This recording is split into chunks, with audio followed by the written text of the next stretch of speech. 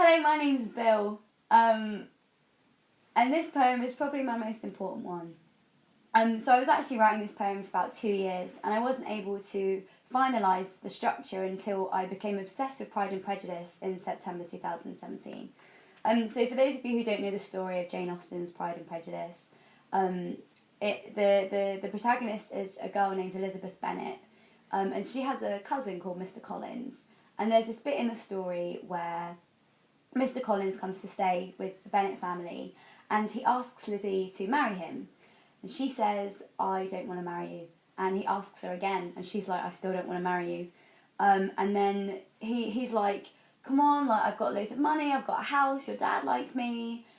And she's like, "Mate, I don't want to marry you." And he can't understand why she doesn't want to marry him. And then he's like, "Oh, I get it, you're playing hard to get, I'll just ask you again tomorrow." And she's like, "Honestly, I don't want to marry you." And this whole thing got me thinking about the amount of times I've been in a scenario where I've been with a guy and he just doesn't understand that no means no. So this is a poem on consent and respecting women, and there's just a couple of things I want to talk about first of all. Firstly, I just want to clarify that I know it's not just women who are victims.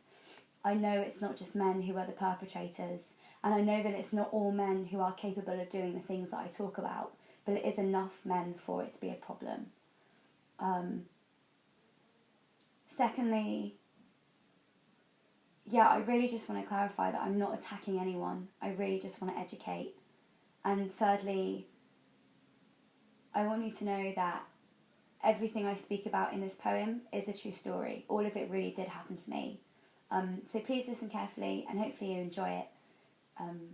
This poem is called Mr. Collins. When I was 20, I was waiting at a bus stop when a man came up to me who was maybe in his 40s and told me I was pretty. I told him thank you. "How old are you?" he asked. "Not old enough," I said. "Are you 16? He guessed. "Give me your number," he begged. I told him I didn't want to. He asked me again. I told him I didn't want to. He asked me again. I told him I didn't want to. But he asked me again, and somehow my answer he could not digest no matter how much I expressed my disinterest. And it started to make me a little stressed as he edged closer towards me and I tried to protest. But then taking me by surprise, fright and tears filling my eyes, he grabbed me tightly by the jaw and effortlessly disobeying the law, kissed me aggressively on the forehead. And inside, my heart bled for all the girls who really were 16, all the other young girls who had to deal with this unforeseen, horrific and unnerving confrontation. And then luckily my bus came. I hopped on and the man ran away. About half an hour later, I hopped back off the bus in a completely different part of town and I started walking down the street, still shaking with fear, arms crossed and head down, when all of a sudden I hear a man's voice jarring and brassy in my ear. "Smile." Who is he to decide how my face should be styled, while all of the while I still have bile in my throat from my earlier encounter so vile? And now who is he to try and beguile me through assuming that I should look nicer than I do purely to please him? Who is he to decide how attractive I should who is he to decide how attractive I should seem when all I want to do is scream and release the outrage and vexation inside of me? And I think, how can it be that a man has made me feel the same way with a command as another man did with his two hands? They both touched me in ways that weren't warranted or wanted, and I will forever be haunted by the inappropriate actions that these two strangers adopted, their opinion on the purpose of women and girls completely distorted, and causing me to feel violated, dirty, and mentally exhausted. When I was 19, I was lying in bed with a boy who was lucky enough to be sleeping next to me, and I didn't want his dick inside of me, but apparently I wasn't allowed to go to sleep, and apparently this boy didn't know what no meant, because no doesn't mean try again in a few minutes. No doesn't mean keep going until I change my mind. No doesn't mean that it's okay for you to get bored of my chest and try to push your hand between my thighs instead. They are tightly pressed together for a reason. No doesn't mean that you can take away the duvet and leave me lying in the cold as punishment because I won't turn over like I'm told. No doesn't mean that I'm frigid or boring or a tease. It simply means leave my body alone, because coercion is not consent. And here's a shout out to every one of you who was the innocent little spoon when Big Spoon's hands started to wander and you thought pretending to be asleep would make it stop, but instead, apparently it's just easier when we're playing dead. When I was 18, I had sex on a hay bale in a barn during the sunrise on the longest day of summer, which would be a pretty romantic story if I didn't have to reluctantly engage in this sexual avocation out of assumed obligation from this man's sexual frustration. And I didn't realise at the time because I thought I had to accept all sexual advances. I didn't know that it was wrong for a guy to touch a girl's bum as she dances because none of us have been taught that in almost all circumstances. You don't have the right to give anything more than 1 or 2 glances.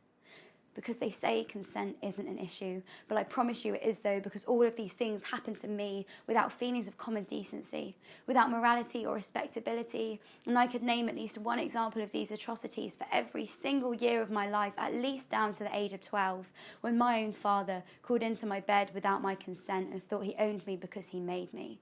Well, he was wrong. Because we should not have to lie silently, waiting for it to stop. We should not have to fear standing at a bus stop alone at night. We should not have to worry if our clothes look too tight or aren't tight enough. And we should not have to agree when he explains that we had sex 2.5 times, because if I come and he doesn't, then it only half counts. We should not have to worry if our non-smiling faces are causing offence to men we do not know. We should not have to hang our heads in shame when we are called a slag, a slut or a hoe. And I am sick of coming across as the angry feminist to people whose views are unknowingly influenced by fundamentalists and supremacists. Because if you simply accept that boys will be boys, then you simply accept that girls will be toys. But I speak for all women when I say that I am a human being with feelings and memories and dreams, and it is none of your business if I am still in my teens or look good in my jeans. And by all means, pay me a compliment and be kind, but please keep in mind that I am not to be defined by how pretty my face is or how big or small my boobs are described. So please do not feel inclined to say more than needed if it is clear that I am not interested. And please let me remind you that we are not designed to provide entertainment to your day through looking attractive or being superfluously charismatic. So be prepared to receive a sarcastic retort instead of a seductive reply, because disrespect should be received with disrespect, because I am not an object or simply body parts. And like Lizzie Bennet said, do not consider me now as an elegant female intending to plague you, but as a rational creature speaking the truth from her heart.